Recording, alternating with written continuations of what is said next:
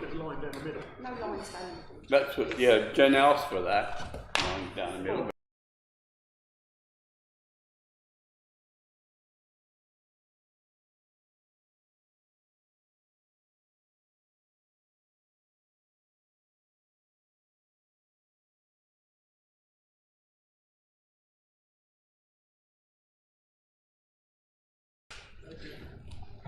Are you ready to talk?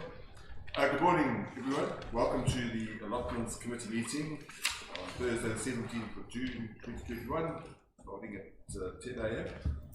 The first item on the agenda is the election of chairman. So if I could ask for nominations, please. Well, if nobody else will do it, I'll nominate myself. I'll nominate Jenny Hollis.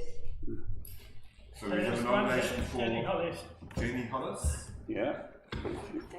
And you nominated yourself? Then? Yeah, but Yeah. we'll see. So do I have a seconder for those two, please? Nope. So first of all, for Jenny Hollis. Nope. Thank you, Chris. Yeah, Chris.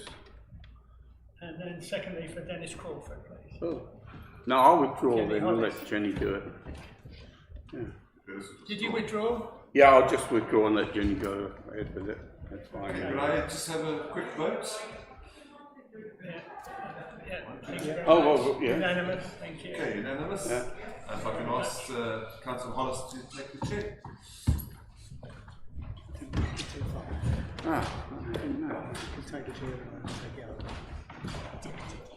No.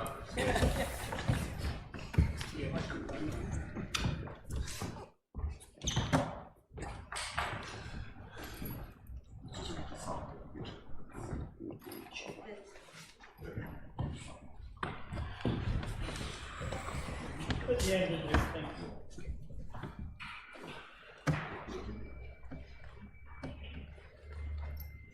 So you need an agenda, don't you? There you go. Oh, I'm trying to get on my screen still. Jenny's got Sorry, if you could just bear with me so I can find things. Right. Thank you very much. And now we can take nominations for vice chair for the allotments. Craig Buchanan first. Dennis Crawford. No, I'm not doing it, thank you. That's very nice of you to offer Okay. that. Oh, Chris, I'm you have going one? Yeah, I've got a nomination as well. to- Oh. So will you accept? You're going to have Yeah, to go on if you want. Okay, so Dennis Yes, Crawford. reluctantly I shall go for it. And Chris Harley. Anyone else, please? That's the way life is. Just ask for a vote. Can I have a vote then, please? Yeah, I better Thank you vote for very much. myself. I don't Thank you, that's unanimous. Thank you. So Dennis Crawford, vice chair. Yeah. Right. Have we got 7821, declarations of any pecuniary interests? To receive any additional interests that are not already registered. Have you got any? No. Very much. Apologies for absence. We're a full house today, Chair. Brilliant. That's great. To confirm the minutes of the committee meeting held on the 15th of April 2021, which has been received by full council on the 27th of April 2021 as a true record, and to be signed and initialled by the chairman. So, are we all happy with the minutes that we've seen from the last meeting? Good. I'll abstain because I wasn't there. Okay, thank you. I'll pass the minutes. Thank you. And we're now going on to 8221. We'll go through this. No, we're not. 8121. Allotment officer's report. To receive from the allotment officer and consider any recommendations. That is over to you. Okay, thank you. Good morning, everyone. Morning.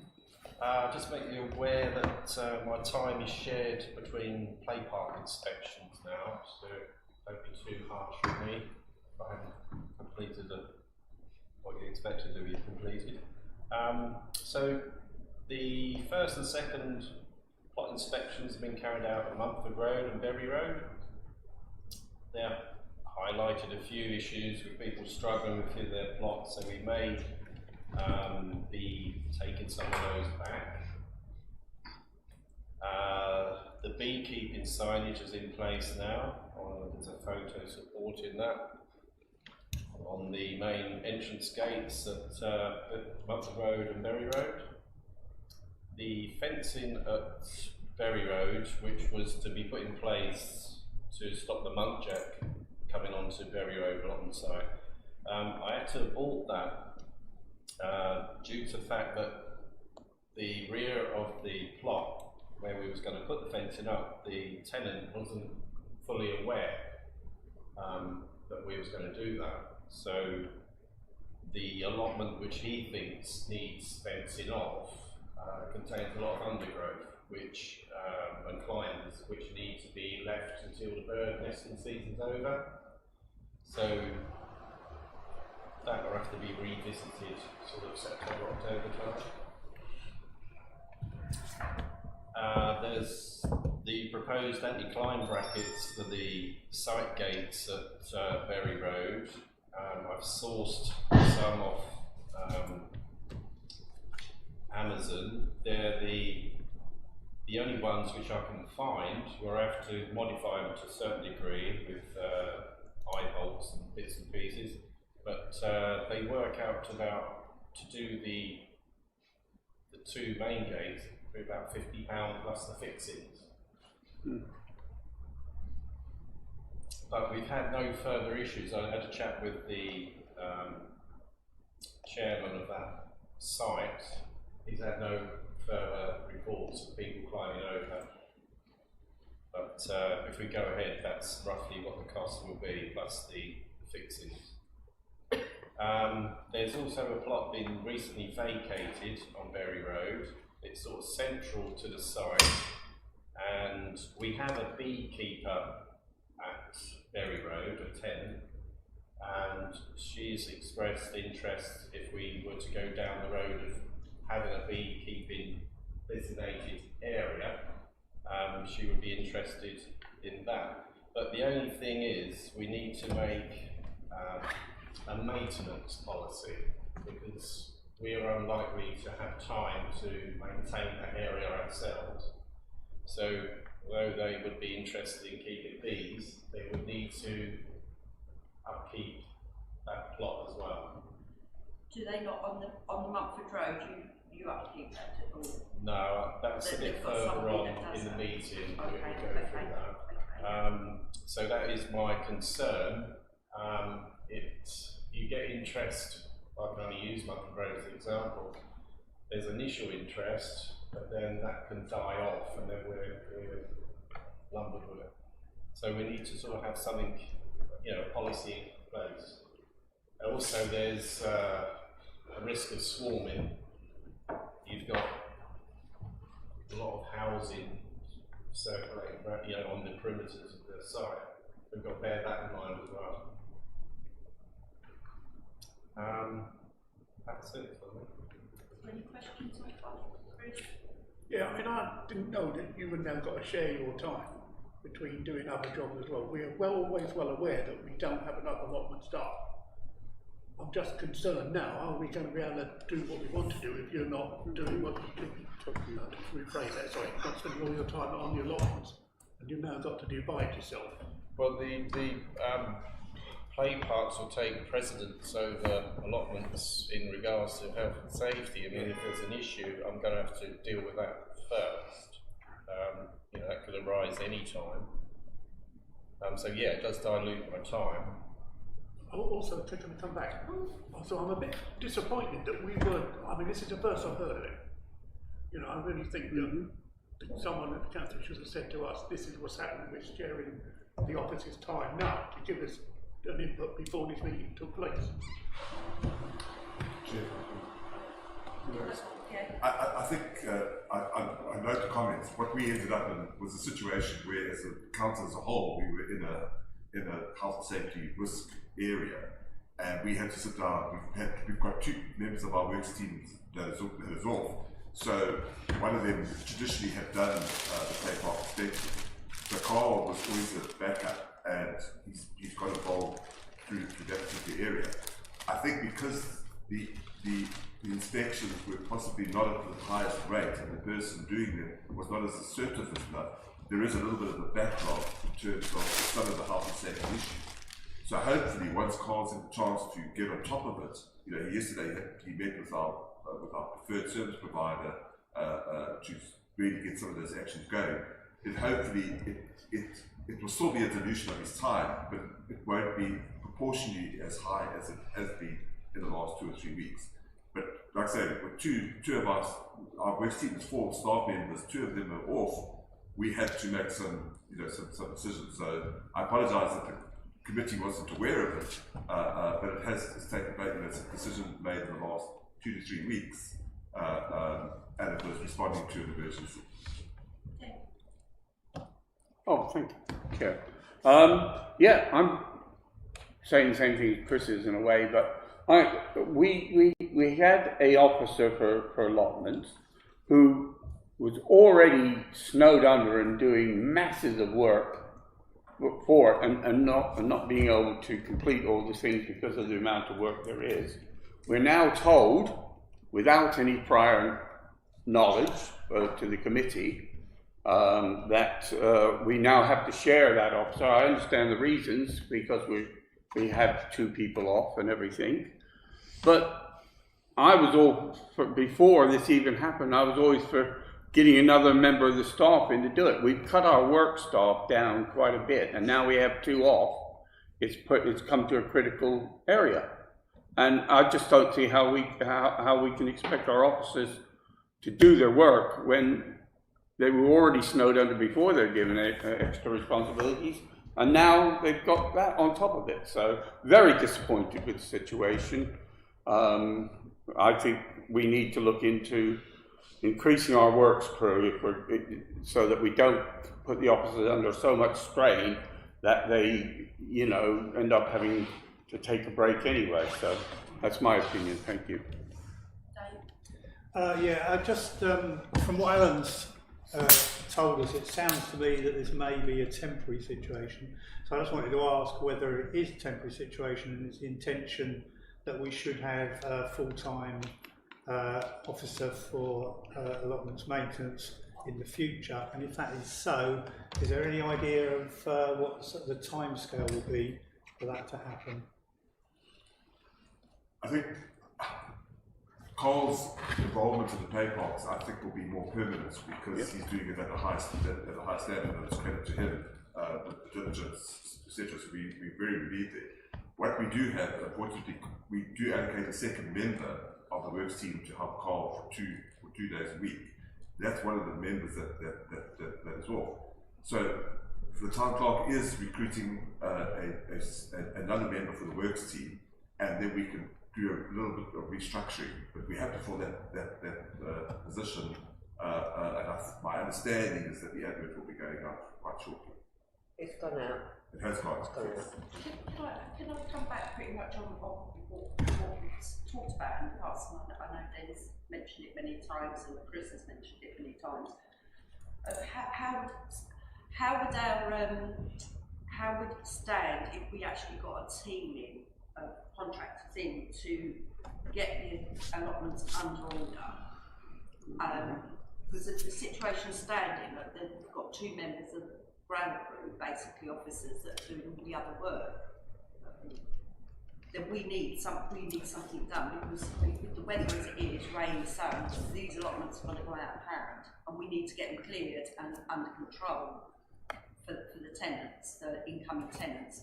So I'm wondering how much, if we could price up as a committee, how much for a contractor to come in and just say hit each site, you know, not go from one site to another, but to hit one site at a time to try and get things under control when the situation stands. I mean, is that anything the committee would like to have? Then, That's a good idea, but there's no money. Our budget is cut to the bone. We can't even afford the fencing that we need. because of it. So Well, I'm thinking. I'm being negative today, but I'm going to be realistic. No, you're quite right, and you're quite right. You're quite right. Mm-hmm. What I'm thinking though is, as a committee, that we get the costings of what we need for these jobs, and then go to finance and ask if we can have that money. And I know it has been done in the past. I do know that. So then mine. Yeah.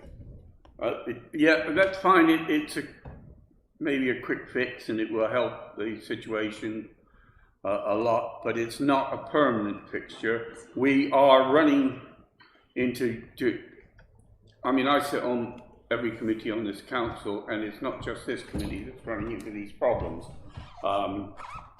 In the end, it's going to need us to bite the bullet and try to at least bring our staff back to what it was, and we have reduced it, our works crew anyway, to save money. But I don't see a way of finalising it. It may help for a while, but we just get ourselves back in again fairly soon. So. Thank you, Chair. I think the two suggestions that have been made are both very helpful. One is clearly that the Deputy Town Clerk has said that there is a recruitment going on. That will eventually help out. I think your suggestion, Chair, is excellent. That for, as a temporary measure, the committee should draw up a proposal and see if it can get through either finance or eventually through full council to either take more money or have some money from reserves or find some way forward. The whole issue is because this council, Dennis hinted at this council is a far more active council than it used to be. Mm-hmm. We are absolutely doing far more. It's only a couple of years since we didn't have a countryside officer at all. Mm-hmm. And now he's working and finding he can't do anything like everything he would like to do. Allotments has become, as I would say as an outsider to the committee, much more proactive than it used to be. It really is trying to face up to the problems that are caused in having allotments. There was a time when allotments was seen as something that ticked along and okay, you cleaned up a bit of an allotment when it was vacated, and that was about all. Now we've all sorts of issues with fences and so on which didn't exist, and notices which didn't exist in the past, and that creates a time issue. I've sympathised with those concern that's been shown. I think, as Dennis said, we could be looking at several different committees who all feel the same, and we are pulled each and every way. I think that the committee would be well advised to put in its concerns, demands, requests, needs, and try and provoke a general discussion in the council about whether there's a whole council issue about the link between the amount of work we're wanting to be done and the number of staff we've either got or can afford to have, and just see whether that can spark off perhaps a more realistic view about the way in which we order our activities. Personally, I think I must say that I'm proud to be a member of a council that is really proactive. I can remember days when it didn't used to be half as interested in doing things for the town. Now we've got that, and the price to pay is that we're staff in particular, are ever so busy, and if a member of staff's away, worse still if two are away, we've got a major problem. You simply can't replace them in 5 minutes, partly because you have to recruit and partly because you're paying for two staff while there is sick leave. So there are huge issues. I think that, Jenny, I think if I may say so, I think you're going in the right direction, and push your problems across the council and say, this is our committee's problems, we need your advice, we need your help. Here are our solutions, please can we have some extra money, at least temporarily, to catch up a bit. I must admit, I'm a tad concerned now. We've made some great strides on allotments over the last 3 or 4 years. We've lost a year through COVID. It seems to me we're taking a retrograde step by losing a really high quality allotment officer. I also believe that we're too short-sighted, and without being detrimental to Carl, he's not as young as he was. We need to take someone on to get them through the training to fill in for Carl, because there's going to come a time when I'm allowed to tell them how old you are. Is that okay? No. Well, Carl's 11 years younger than I. You know, and to see the amount of work we would expect someone of his age to do is really not right. We should have someone in place ready to step in, you know, like an apprentice, bring someone in, get them qualified. It's not that just Carl does a lot of work. Carl is a qualified allotment officer. He's done the courses. How long will it take to get a new member of staff up to that level? And we want to engage with our allotment holders more and more, but we're taking time away. Right, I've got Brenda and then Barbara. I do believe, and I don't know whether this is possible, can we borrow money from a reserve fund? Because we've got money for buy another allotment, 40,000, isn't it? Can you borrow from that and put it back? You can't. Okay. Just thought I'd check, you know. And we've got to take into consideration as well that we have to have allotments, whereas we don't have to have a cemetery. No. So we have to have allotments. Barbara next. I'll just pick up a point about apprenticeships. Has the council looked at apprenticeships and get them qualified? There is government funding now for apprenticeships, so perhaps we ought to look at setting up apprenticeships too. Yeah, that's a good idea, to get some apprentices, because if we end up in this position, which we're going to over the time, then at least we've got qualified. Our staff force is quite low. Dan? No, you covered what I was going to say, Jim, so thank you. I was just going to say we have done apprenticeships. The lady that works under We have finance officer, in the office. we took her all through an apprenticeship. So now she's qualified. She's finished her apprenticeship. Yeah. That's it. So I don't know. My idea was just pure, because when them allotments are going to grow, it's going to be harder to get them cleared, and we're also losing revenue on the things. We have got wait lists, and we are losing revenue when it's not done. I mean, I know Carl's here, there and everywhere, that's it, and he works hard on the allotments, but we've lost him for now, as such, 90% of him for now. So we need something to get them up, so we can get these plots let out and get the revenue back in. Can I propose that the chair and the vice chair go away, Yes. sort out what you want to do with that? I'll leave now. No, go away, sort out what you do with that, and then bring it back, and so we can put it before council. I'm alright with that, you do? Is that all right? Yeah, that's fine. Got a seconder for that? Yeah. Thank you, Chris. Any more? The brackets, were late, did you say they would go on both gates? You need 4 in total to cover the side gates. You've got 2 double gates, and these will be fit independently to each gate, so it doesn't interfere. You know, it's not over the top of both. It's connected to each individual gate. Maybe Chris would like to take up health and safety. I was actually with Carl when we looked at the policy. Oh, we went right, down okay, and then discussed right. it. We should do, you know, so I'm all for it. But I mean, I'm not going to have razor wire or anything. There'll just be It's me, it'd be bar foreign. Grandpa's plain white. I know what you're saying. So, do you need an agreement on that now, or is that something you can handle? No, it's got to be proposed. It's just spending money. Yeah, Like they they asking propose. for money to, it's £50, isn't it? That's just for the brackets. I mean, there's going to be, there's a few fixings I will need, but I can't see them being a lot more money. So say if you say £100 total, plus my commission. You're pushing.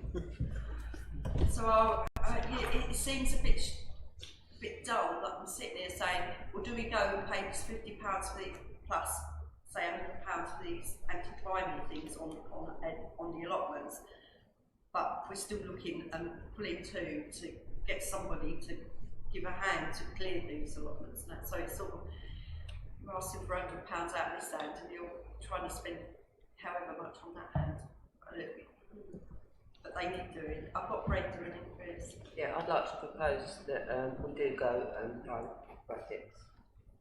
Yeah, I'll second it. And hope that Carl's got time to put them in. At least we're getting somewhere. You Can know. I ask Carl which allotments they're for? This is Berry Road. Both on the Berry Road. Yeah, there's three site gates there. Yeah. So probably pay to do all three really. Yeah. Yeah. So £150 now. I think I can get the whole lot done in with £100. Yeah. Not anymore. Not any. Yeah, I've done it enough. Just need to ask the question which pot that's coming from. Yes. Come up with mates. Good luck. Maintenance, Yeah. Berry Road maintenance. Oh, sorry, yeah. Allotment. Allotment, but, Yeah. So I've got a proposal and a second, is the committee agreeing? Yeah. Okay, full house. thank you. Anyone against, please? Thank you. Got another proposal, Madam Chair? Got another proposal? Yeah, beekeeping. Oh, the beekeeping, yeah. I'm not very keen on bees for testing. I think we probably need a separate meeting for this. That's what I was going to suggest. Should we have a meeting on the side and maybe, as you say, we need to get a rule out in our rules and regs. Yeah. Because you've only got one person expressing some interest at the moment. You've got to include the whole site, basically. You've got to see if everyone's on board, happy having bees on there. I mean, we have at the moment, but that's only one hive. But if it's an area where you set aside, well, it could be a lot more. You've got to think about how many we're going to allow in total, and the maintenance of that site is a full clock. I'd be a bit concerned because Berry Road's not a huge site like the Mumford Road. I'd be a little bit concerned if there was more than what there is on there now. But maybe we could get together with maybe the chairman of the committee on Berry Road can have a word, get the outline consensus on it, and then maybe we could have a meeting with him on it to see what the comeback is, let him do the survey, and then come back, bring it back to the committee, and then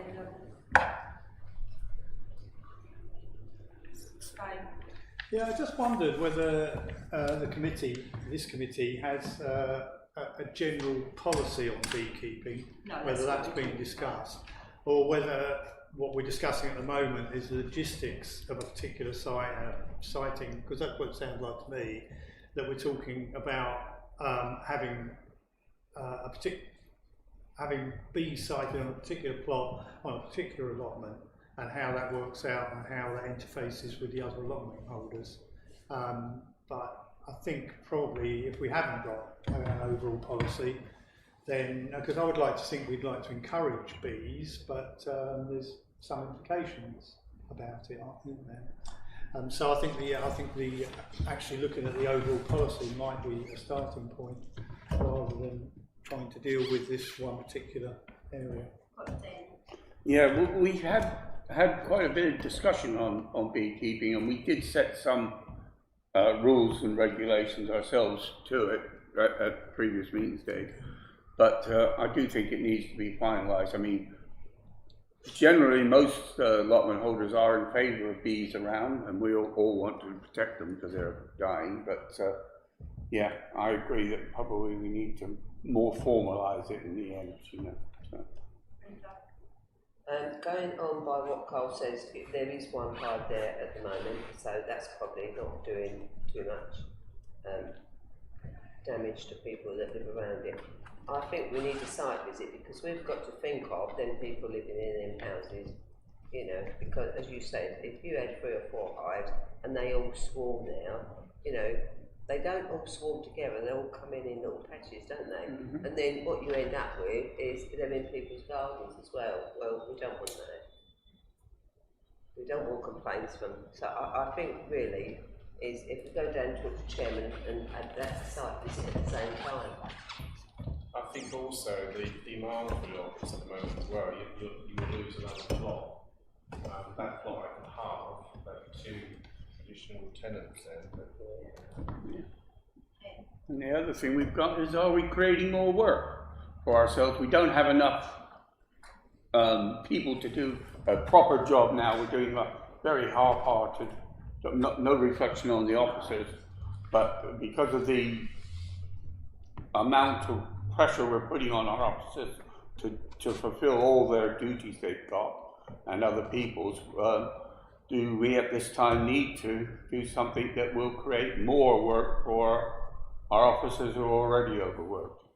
Yeah, I quite agree, Den. What concerns me is the fact that it's, as Carl has already said, people show interest in things and then they just sort of gradually wear off and that. So maybe the site visit, but I think getting the chair of that allotment site to do like go around and talk to his allotment holders because he knows them, get the general outlook on it, and then maybe we could have a meeting with them. And we also need to do a site visit on that one as well. Yeah, I was just wondering how much expertise we have in this committee and with Carl as well about bees, and if we're going to have a site visit, maybe it'd be good to have a beekeeper along to give us advice and talk us through the implications of keeping bees. We've heard a couple of people have mentioned about what if they swarm.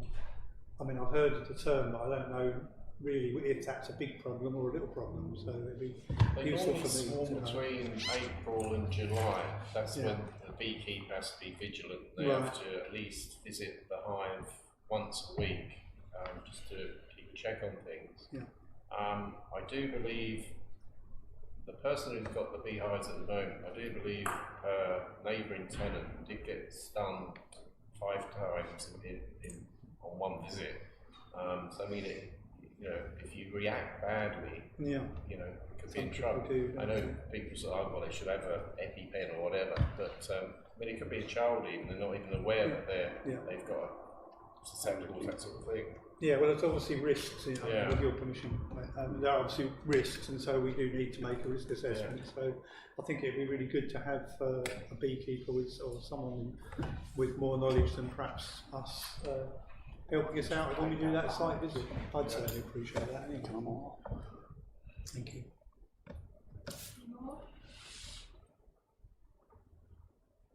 So are we going to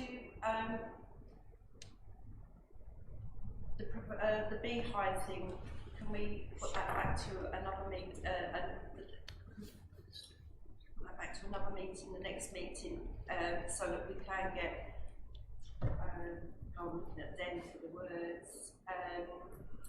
The policy of the care and of the where they are, and also maybe we can get a site visit sometime with them. Should I make it as an action point, Chair? Yeah, I think so. Yeah, I think so. Because that's something we need to do and get on. So I think it would be an action point. Yeah. So, but see if we can get it done. So we're just going to defer the decision on the beekeeping for now until we get things in place. Yeah. Is that all right with everybody? To me it makes sense. Yeah. Okay. Anything else on that one?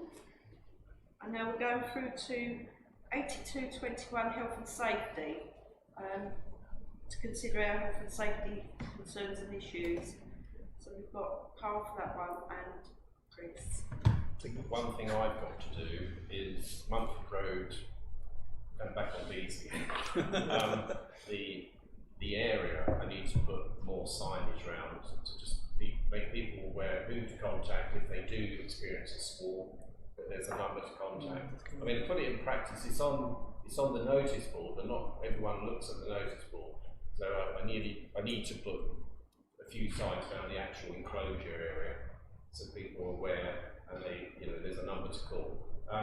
It happened a little while back. There was a swarm, and I contacted the number. Within 20 minutes, they were out and they dealt with the situation, and it was all okay. Can I just ask, who is? I I'm looking at Delegate for backup because he's about to know.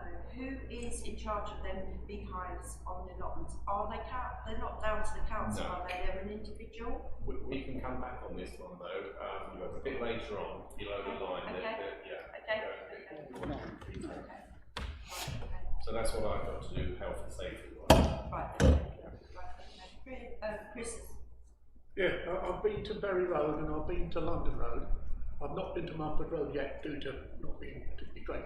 There's no major issues on the Bury Road. The London Road, the same issue as always, the gates left wide open and the lot's gravelled.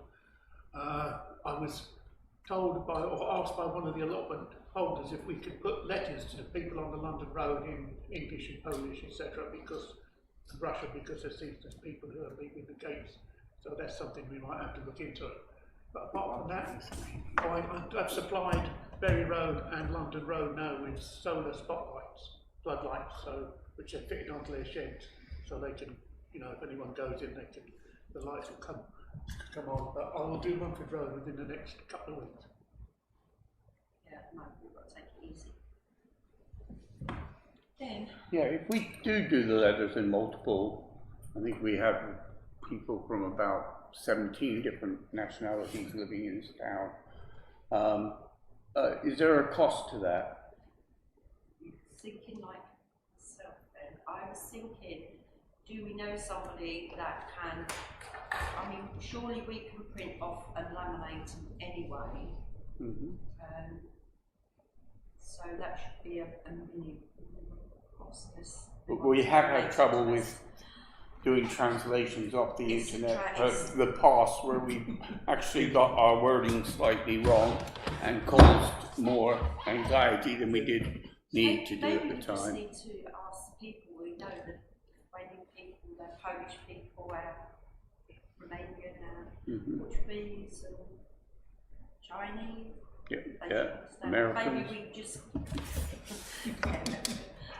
maybe we just need to speak to people that can write it out for us. Yeah, that might be of help. And then that would save costings. Or we can give them English lessons. Let's go. Anyway. Chris? Yeah. I'm sorry, Carl. When I interview people or show them the plots, they understand the need for locking the gates, to scramble the locks, and that kind of thing. Normally their English is fairly good. You get a few what isn't, but the danger is if you plaster that gate with so many signs, it just takes your awareness away what you're trying to put. It's going to be too much. We don't even do our tenancy agreement in multiple languages, do we? Yet we expect the person to sign that and agree to things. So the rules. We do it on the gates. We probably need to do everything with the website, everything like that. Yeah, We open up, if we don't include somebody's language in there, we open up that we're doing a bias against certain people. So, I think anyway, the people that have had the allotments for quite a while, and a lot of them have, they should know that they close lots of gates up anyway. I wasn't going to give letters to all the allotment holders, just the ones on the London Road. I have Polish neighbours one side and Portuguese the others. I'll get them to do the letters for us. And I'll print them out. And then I'll just hand them round the allotments where I visit on the London Road. It's only the London Road, of course, it's an issue. Right. But then, if you look at how long they've had that allotment and they've signed the agreement. I'll just remind you, I'll put a reminder on. It would be quite nicely. Please be reminded you are supposed to lock the gates with gravel. Most probably made print out some slips and just in the allotments. I'll do that myself, so it won't cost you now. Right, is that all on health and safety? Yeah. Right, 8321 allocation and waiting lists. Oh God, it's me again. Number of applicants, I've got 68 here. 8 of those are existing tenants. Some of those existing tenants wouldn't be allocated a further pot because they're not actually meeting the standard for their first one. So the number of waitlist applicants contacted since the easing of the lockdown, so that was shortly after our last meeting, has been 31 applicants. The number of applicants that's taken up the offer of allotment is 15, so actually half. And the number of applicants that have been offered a plot but haven't quite finalised is 5. Recently relinquished plots is 4, so some of them have halved their plots because they found it too much, and others are just giving it up because it's not quite for them. The plots that have stood vacant for a while is in total 12. When I say a while, some of them have been longer than others, some have been this year. But 5 of those are half plots, so it's not 12 full plots.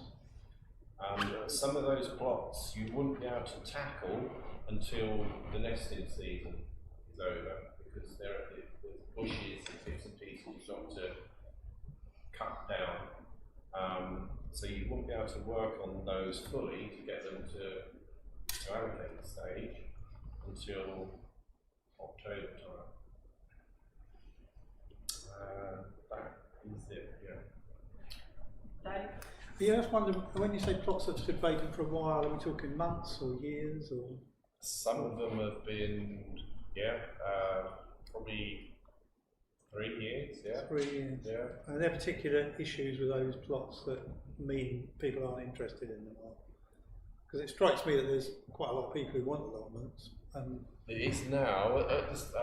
Going back a couple of years, there probably wasn't. We'd get, I don't know, between 20 people on the waiting list. So those ones, they haven't got any there's a particular issue possibility they apart from would being be overgrown. How many plots have we got that I mean, I did ask this like 3 years ago, is you've got your decommissioned, what you call your decommissioned plots, haven't you, on certain sites? Yeah. So are they being counted into the thing? No. So that still stays as I asked before, is that they are separate. I mean, there's a half plot on Icknill Way which they use as a burning plot, but I'm keen to get that allocated. I think there's no reason why they need that as a burning plot. Well, no, I mean that's a plot that financially is, and somebody can grow their veggies. Yeah. So no, that's what I know that there's some plots that are decommissioned that have got trees and that on that can't be used. Yeah. Open places, but I mean, if there's a half a plot on a site that is it's burning, then we need to look at that and get that out into stock. There's some plots, but I wouldn't use the word decommission. I would just say that it's going to require some intensive clearance. It's been put on the back burner because it requires a lot of work. So, I mean, if there's an easier one I can turn around quicker, I would favour that one so I can get it allocated quicker. The others, which, because, I say they're been left for 3 years or so, it's because they do require a lot of work. And some of it'd be a contractor or someone with a chainsaw, that type of thing. Yeah. I've got Den and then Barbara. Yeah, well, my thing is that it seems that we've already had the same problem of not enough time for officers to do the job, and yet we're making it worse. If we had plots 3 years where we haven't been able to clear and do, that shows to me that there is a problem, and it's only going to get worse. So maybe in the future we'll need to maybe close down parts of our allotments so that that the officers will be able to manage and do it. Because it's no use having allotments if we can't manage them. I'm serious about this. We have a good lot of allotments, and we've always tried our best, and we've got better in the last, say, 4 or 5 years. The allotments are in better shape now than they have been in the past and everything. But we do seem to be fighting a losing battle, and it's disheartening to me to have this. And if we we look at reality. If we don't have the amount of people to do the work on the allotments we need, then maybe we need to close some of our allotments down and think. I mean, it wasn't a couple of months ago that I was looking for increasing our allotments considerably and everything, because I always try to take a positive attitude. But to tell you the truth, having been told at this meeting that most of our one officer that we have doing the allotments his time is going to be taken up doing another job now, and we're not managing as it was when we had you and Carl and for most of the time, let's say. But I'm just quite despondent about the situation in the whole thing, and yeah, I think I'll leave it at that. Yeah, I mean, if we haven't got the staff to clear the sites and we can't afford to pay a contractor, well, it's one of the options to, if somebody's really keen to get an allotment, to say you can have it for a rent-free period if you clear the site. I mean, that has been considered. I know if I wanted an allotment, I mean, I've never needed one, so I've always had enough. You know, I mean, I'm clearing my daughter's back garden at the moment with the brambles, but I'd be quite, if I, you know, there's an allotment at the end of the day, I'd be prepared to put the work in to have the facility, use it, and then. Yeah, I think that there's that, but I mean, I've got to be honest, I didn't know that there was allotments that hadn't been touched for 3 years. No. I never knew that until it's just been said. And I've been sitting on the committee 6 years, same as president and so that's the first I've heard of it, and I mean that's taken me aback a bit, and like Den's just said, I've lost heart, I'm losing heart in it, because I'm just finding out bits and bits as I'm going along. I mean, if I didn't have my daughter's garden to clear, I'd be saying, I'm going to clear. The thing is, if this hasn't been touched, if these haven't been touched for such a long time, you've got brambles, you've got God knows what on there. Trees to cut down. And trees, and God knows what else. And that isn't sort of volunteers work, that's going to be a contract work. The thing also is, we're asking for a £50 deposit, aren't we? So to allocate it, you need to allocate it to a standard which is accessible. You can't ask for a £50 deposit and then say, well, there you go. You know, but get on with it. On average, I'd fill a skip, one skip, from a allotment clearance, and that's like a 12-yard, at least a 12-yard skip. And you do find all sorts. So there's a health and safety issue as well. You know, there's broken glass. You know, you do come across, you know, certain stuff. There's just 2 points I'd like to make, Chair. I think the first one is, I don't want the impression to be created that Carl is giving up, you know, out of the 5 days a week, he's giving up 3 of them not to be allotments. He will be spending, when we get that from play box, he should be there for 4 days out of the 5 days, and hopefully he'll have an assistant who can spend a little bit more time. So I'm not too sure that I don't want to create the impression that we're stripping down and Carl, you know, goes to allotments occasionally. He will do play parks 1 day a week, and once that's up and running, you know, hopefully he could do it in the morning. I'm not too sure. The second thing that I'd like to put is another 2 points. What we've got here is symptomatic of some of the things that have happened in the past. For example, our rules were not necessarily always enforced, so we end up with pots that have got significant amount of items on them that have to be cleared. So you've also got to understand that we've got a kind of multifaceted approach to it. We are looking at tightening up the rules. It's further on the agenda. We've been looking at things like deposits. How do we manage the risk of allotment holders bringing on excess of goods and materials onto an allotment site, and how do we do that? And the other thing is, if you look at the 2 statistics, we have offered 31 plots, but only 15 have actually taken up the offer. So there's also quite a significant workload, an administrative workload that happens in the office here. When someone applies for a plot and Carl says yes, we've got to give them time. We have to get paperwork back from them because they have to sign an agreement. If we don't have an agreement with them, you know, it's a tendency. So, you know, the fact that only 15 out of 31, so you could take our waiting list and say, how realistic is our waiting list? is it actually 68 or is it 34, if you look at that particular statistic?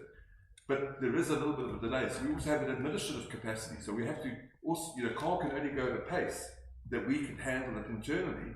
Otherwise, he can offer lots, clear plots and offer them, 5 a week, but we won't have the administrative capacity in this office to actually issue out 5 agreements.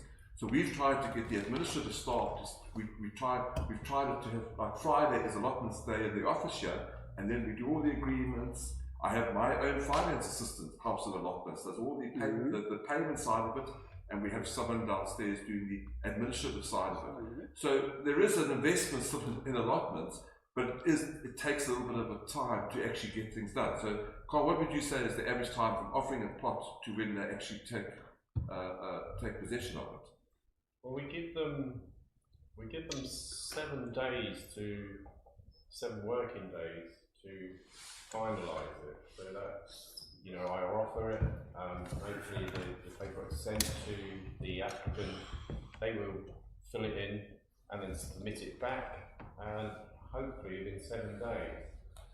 Sometimes it takes longer. I mean, some of these I can see on this list, I've offered back in, I think it was the 13th of May, they still haven't finalised. So we sort of have to draw the line somewhere. We have to say, look, you've been offered, you haven't gone through with it, you can remain on the waiting list, but you have to go at the bottom of it. I'm going to allocate it to someone else. I think that's what we need to start doing, because it's all right, 7 days. So if they're 7 days plus a couple of days over, then that's 10. Yeah, I think we need to start pulling it in a bit. 7 days. I give and take a little bit, because some people get paid at the end of the month, and I know if it's a young family that money's hard to find. So you sort of wait up a little bit, but you recognise the ones which is just a bit of a pipe dream, they're not really interested, and they sort of drag it out. I think at the moment we've got one applicant who's lost his paperwork twice. So that's, it's all time, isn't it? I've got Dennis and then I've got Mike. Thank you. Mike was before me. I wanted to come back to this issue of the vacant plots. The bottom line on the screen at the moment says there are 12 vacant plots, and Carl said 1 or 2 empty for 3 years. If you ask councillors not a member of this committee about the shambles, I think most of them would be able to say, yes, we need to get the shambles repaired and ready for reoccupation, because we cannot have any expectation of a rent from a property that's not fit to rent out. I don't think if you asked the members of the council who are not members of this committee, did you know there's a similar problem on allotments, they would say, of course I did.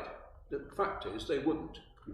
I find it quite amazing, to be honest, as an outsider to the committee, that allotments have been vacant for 3 years and let up with the suggestion is because they're not fit to be let, or maybe they're unattractive if they're in the wrong place. But at any rate, there's a waiting list on the one hand, and there are allotments not being let on the other hand. It doesn't add up to good sense, that.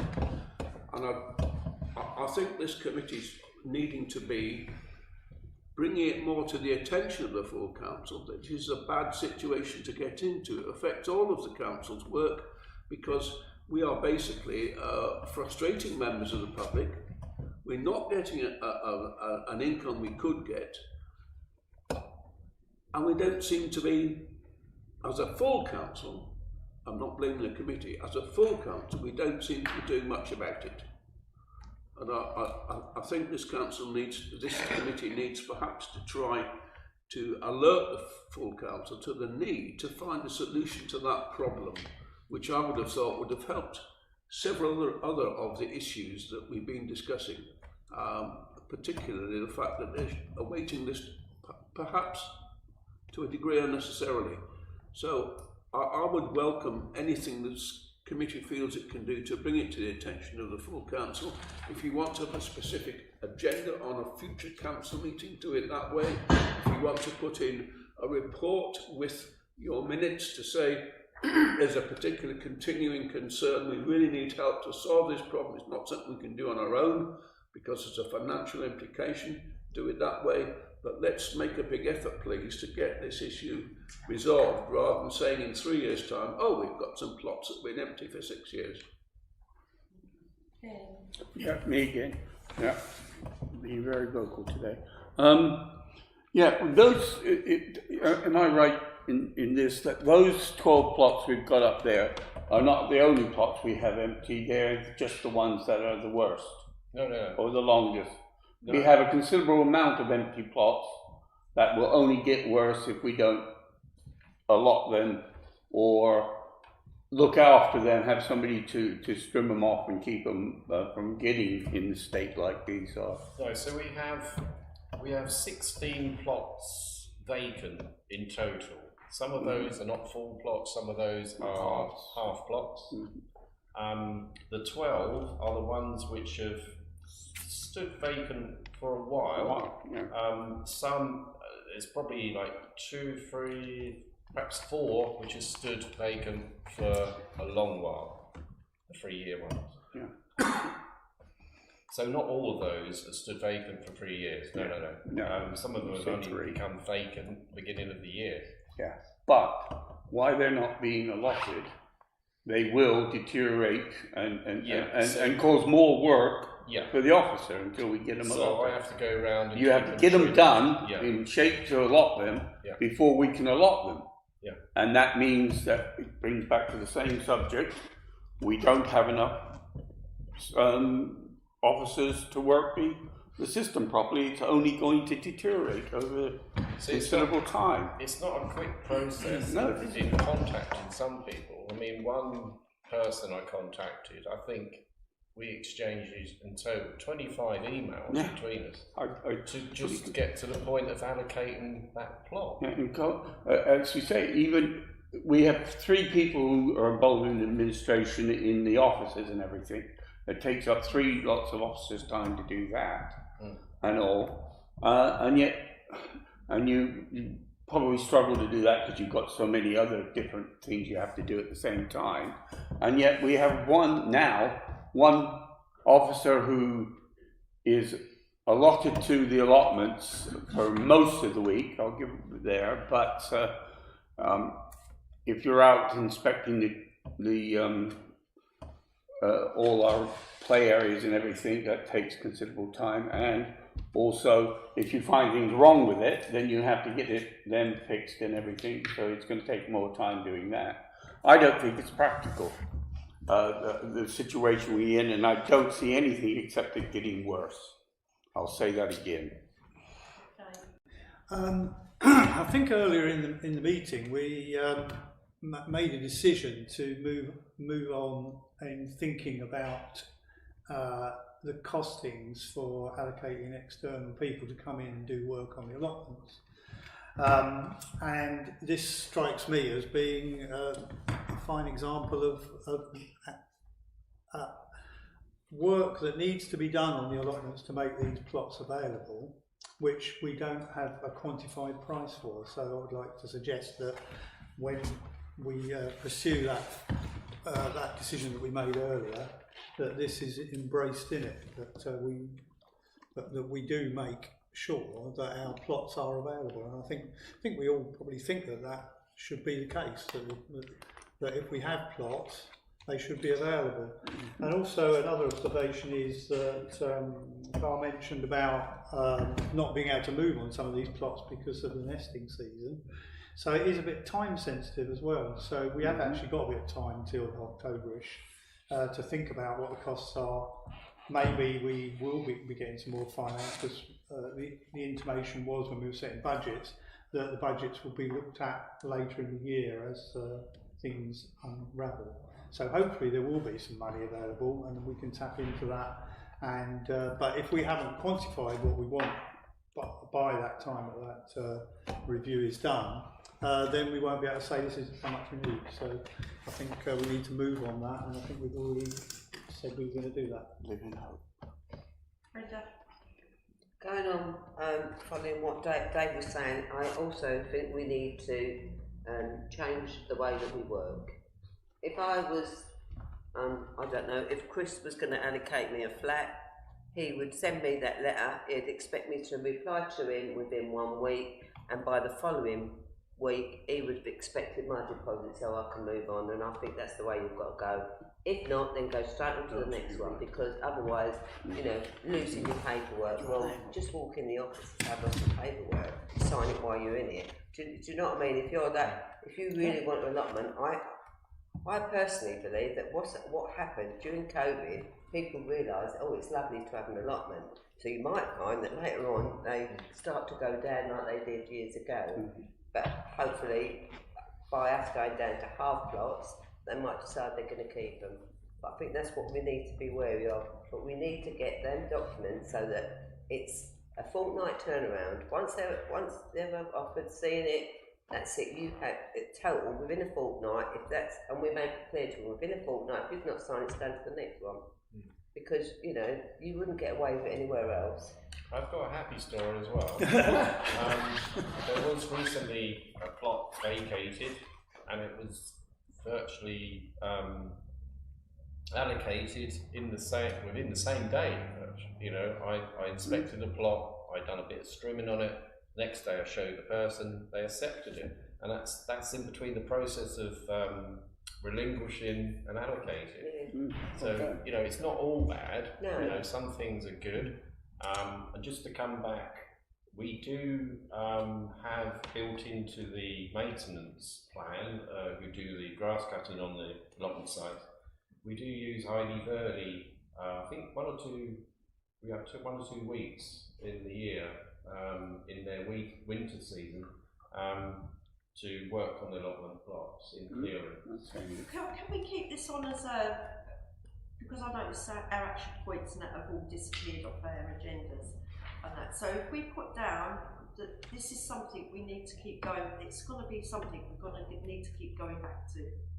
So if we have that on our agenda, that's as an action point to move on with the allotments. And then we've got, I think if we keep our action points on, and then we hit them as we go along, and then at least we know what we're doing, because as I say, they seem to have disappeared off our agenda. I'm going to have to draw a line there because we've got another meeting at 11:30 in this room. I'll just make a point that Councillor Hodgkinson just talked about is earlier on we did make a proposition for using an outside contractor whilst the shortage of staff. That was done. I wonder if this should be added to this particular issue that we've got, and having some sort of quantify some sort of a cost for the whole thing rather than just what. Well, I mean that's something that's. I thought that was the proposal, wasn't it? That we would. I thought the proposal was that we would explore the cost. It's purely exploring the cost. Because say we're going to turn around and say £100 for security and for us for X amount for the cost. So I think that's something that myself and Deb will sit with Alan and Carl and that way. That was why it was for the shortage of staff. I just think that this is the big picture. Put it all into one and put it as our action point so that we know every meeting, everybody knows that was, you know, and as soon as we've completed it, we can wipe it off and put something. Well, I think once you, Dennis and Alan's got together, you can just email, you know, what you come up with and we can answer you. So I'll arrange with them and Alan to meet up with them. But Dennis is going on holiday. I know. Next week. Right, 8421 engagement with allotment representatives to review the best to engage with allotment representatives. So I think we do communicate, don't we? I know I get quite a few phone calls and that as well. But I think, can we put on for our next agenda that we have maybe our unofficial allotment meetings before the formal meeting? Not necessarily on the same day, but if we could have an informal meeting with the allotment reps, and then we can bring it back to and then bring it back to the committee. So if we can have that on next time's agenda, and then we can sort of move forward a bit. So we need to keep the communications going with the allotment holders. and we've done well with that over the last couple of years. Yeah, Brenda. Well, I was just going to say that, you know, when we was with Roz, there was so much going on, and they must think we've just dropped them, just because an officer's left. Yeah. You know, we was working on plans that they took care of their allotments and this, that, and the other, and it sort of like dropped. I know COVID hit, but I think if we get on the agenda for next time, we can arrange meetings with them so that we can get it done as quickly as possible, so we can pick up, because we don't want to leave things too long. Anything else on that one? So can I just clarify? So on the next agenda, you'd like to schedule meetings that we would have so with that we the allotment representatives. the unofficial ones with the allotment reps and holders that we've been doing. Sadly, this past year we haven't been able to do it together. David? Yeah, that's resolved. That's a suggestion for one meeting. Just wondered what ongoing we were going to do. I mean, maybe. No, the thing is, what we do is we'll set it up again. On the next meeting, we'll set the dates down for the unofficial meetings like we had before, and we used to have them regular. Okay. Well, I'm not aware what you did before, so you had them. Well, that's what we do, and then it's a regular meeting unofficially. You know, and we all sit there and discuss how they're going. And is that in between the committee meetings? That's in between the official allotment things. Okay. And then they can also give us our feedback, and we learn from them, and then. And so do you think that's what will happen in the future? Well, I'm hoping that we can go back to that. Because I think at the moment we're meeting bi-monthly, aren't we? These unofficial ones, it was. So we could interleave one in between. Yeah, they're not like this. It was just sit round, a cup of coffee, and there used to be Chris, me, Brenda was with you, and then the only ones on the den. They were very useful, David. They were informal, but we got a lot of feedback from them and everything. So we need to make sure that we get them between every one of the committee meetings at least. Because they are good. They've improved relations between us and the allotment holders an awful lot. So there's a positive side. Right, Brenda. I was just going to say, clarify what Dennis was saying. The key thing, Dave, is that when we're sitting with them and we worked out the allotment rules with them, because they're there, they know whether something's going to work or not, and we could work around that. Yeah, I can fully see the value of the meetings. Yeah. Good job. Right. Revised allotment rules to provide committee members with an update on the process of revising and put them all together. I'll hand you over to Alan. If you remember, a few months ago we actually had a workshop, and we agreed amongst ourselves as a committee, it was an informal workshop, we agreed what we thought the rules were, and I think one of the suggestions that came out of that was that we formally engage with the allotment representatives and clubs. But because we haven't established our meeting forum, that's gone on hold. So one of the first things we'll do now that we're going to have those informal meetings, we can then put that on the agenda, distribute some of the stuff that we had from our meeting, and that will then hopefully lead to that particular discussion. Because I think there was a lot of split views as to whether the allotment holders would find some of the proposals that we've made acceptable or unacceptable, and would give us just the sense of that. So I will then now structure that as part of our first informal meeting. We'll set aside some time to just go through those revised rules. For the benefit of all the other committee members, what we found is we've got pieces of paper all over the show, and what the objective of having the revised allotment rules was to consolidate everything into one document, so that when someone takes on an allotment, they're aware of every single requirement, rather than having, even us as officers, we go find a piece of paper here, this was approved, a couple of years ago, this is how we allocate allotments. There's another document elsewhere telling us how we do other things. And all that, the purpose of this, rules is to put it all in one document that we're all aware of, and that we actually update and distribute on an annual or biannual basis. On that one, can we put the fees on that one? Because that would be in the in the rules, so we put these in that day. Yeah, I just wondered if we had a draft of the rules available. Yeah. We did, yeah, oh, that'd be good, because I haven't seen it, it'd be useful to see that. And has that been made available to the allotment reps? No, because we got to the stage where the lockdown, etc., we hadn't put in place our communication.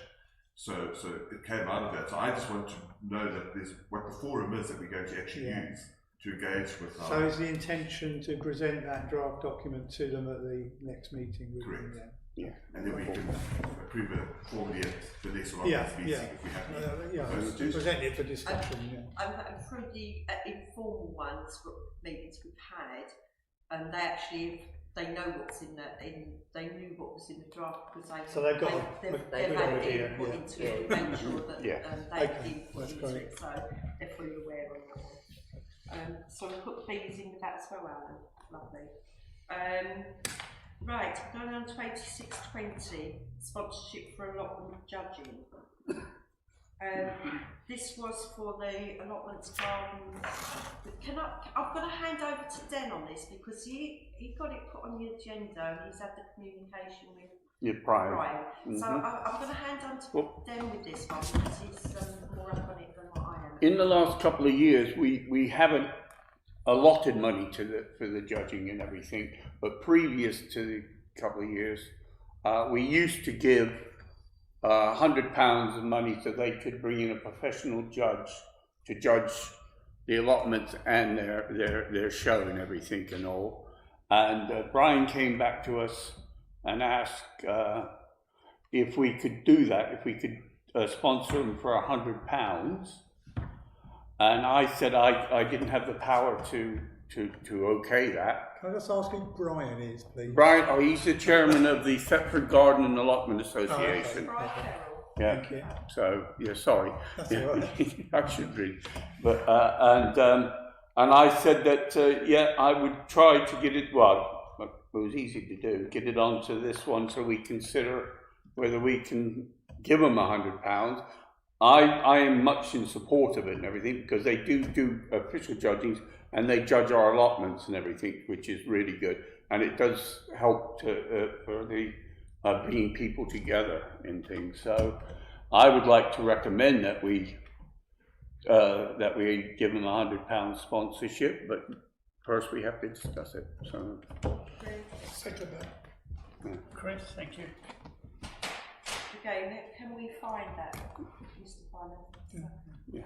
I did ask Cameron. It's a thing that the council have supported because they do support the council with the allotments and they've got a council cup for allotments. Yes. So it did actually start off as something that the allotment committee has been going through years ago, and it's been going years. Yeah. Right, so that one, is that can I take a vote? We've got a first and a second to sponsor the, right? Anyone against, please? Right, lovely. Moving on swiftly. Correspondence, any correspondence to be noted? No, that's good news. Committee officers update. Chair, I could just mention one thing. At the last meeting, we talked about inspecting the site that was offered as an additional allotment. I made contact with the person, but I think unfortunately we were only a committee of 4, and 2 of our committee members were off ill, so it was quite difficult to coordinate. And one committee member said that they wouldn't want to participate. So if I could just ask whether you would like me to go back to the landowner and organise that visit formally, or whether we withdraw the intention to do so. Well, I think I've been a big supporter of increasing our allotments. I'm fairly passionate about allotments, but I think we'd be creating a extra problem considering the amount of, the lack of staff that we have or officers we have to do it. If we increase the amount of allotments, we're just hanging ourselves basically. So I would withdraw my support for the thing altogether. I think we should go and have a look just for courtesy. They've offered us this site. It would be rude not to go and have a look.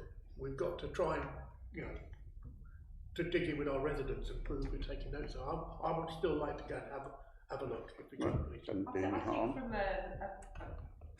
personal, not like for Chris, he's keen, and I'm sure any other, that if the others, other new members, support interest, then yeah.